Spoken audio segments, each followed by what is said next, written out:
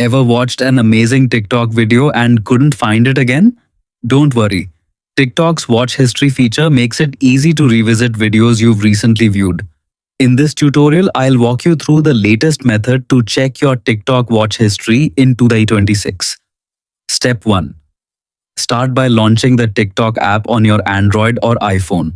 Once you're signed in, tap the profile icon in the bottom right corner to open your account page.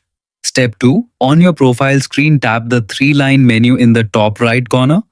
This opens TikTok's main menu where you'll find your account settings and other useful options. Step 3. From the menu, tap Settings and Privacy. This page lets you manage everything from your account preferences to your activity history. Step 4. Scroll down until you reach the Content and Display section. Tap Activity Center, where TikTok stores information about your recent activity, including videos you've watched.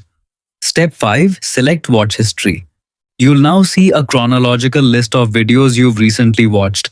Scroll through the list to find the video you're looking for, then tap it to watch it again. If the feature isn't available, make sure your TikTok app is updated to the latest version. That's how you check your TikTok watch history. I hope this guide was helpful. Thanks for watching and see you in the next tutorial.